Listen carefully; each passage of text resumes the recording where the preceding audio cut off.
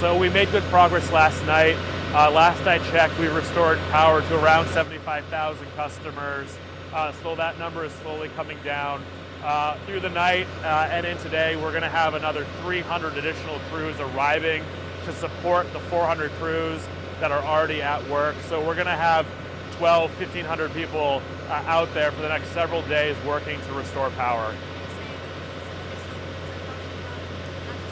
Yeah, these additional crews are coming from, we have some from in Maine, we have some from out of Maine coming as far from Ohio. And so are there any specific focus spots that you guys are aiming at right now? So interior parts of the state were hit really hard, and in some rural areas, we haven't even been able to access the damaged areas because of blocked roads, because of washed out roads, flooding.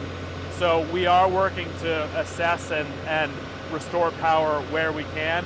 In other places, we're struggling to even gain access at this point. But we're there. We're engaged with the local emergency management agencies, and we're gonna keep working. And how long do you think it'll take in order to have access to those spots? Yeah, I mean, it could be a few days in some really rural cases. Particularly areas that are being impacted by flooding and significant flooding.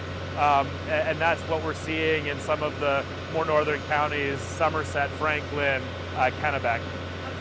You could touch on what you told me on how the storm was a little bit different in terms of it's not just one big spot, it's sort of a little bit all over. Yeah, yesterday we saw peak wind gusts over 60 mile per hour in many, many locations along the coast, interior.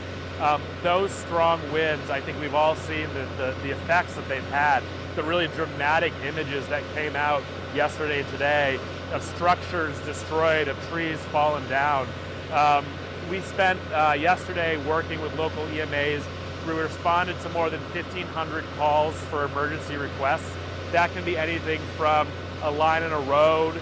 We had people trapped in their homes. We had lines on vehicles.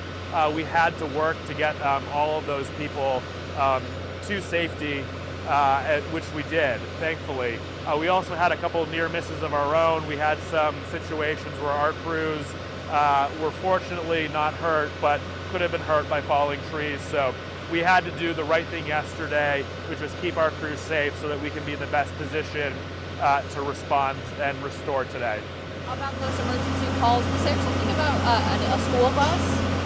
There were 2 instances of wires falling on school buses that did have school-aged children on board. We were able, in both cases, to work with first responders. We got there, everyone was safe, and we're glad that we were able to resolve that one quickly.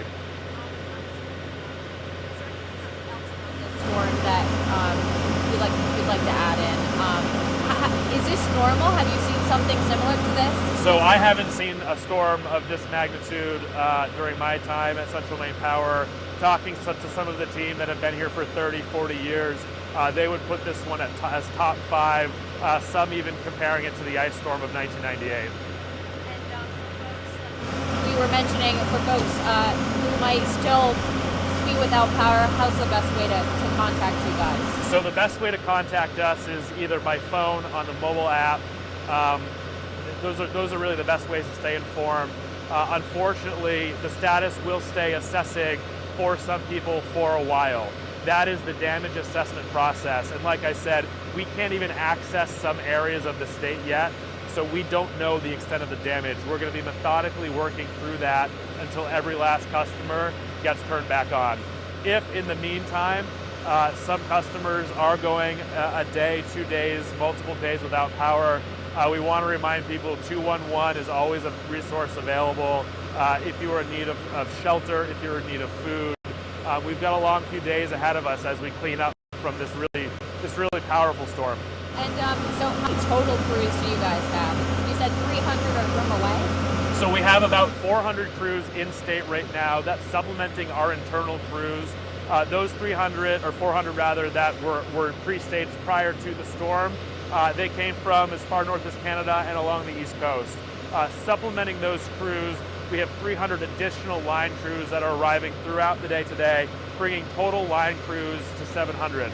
Now, in addition to that, we had 200 tree crews Those are the teams of people that will be out physically removing trees from roads. We had 200 crews pre-staged prior to the storm. We have another 200 of those arriving today as well. Is there anything else that you'd like to add in? No, we would just urge people to continue to be safe.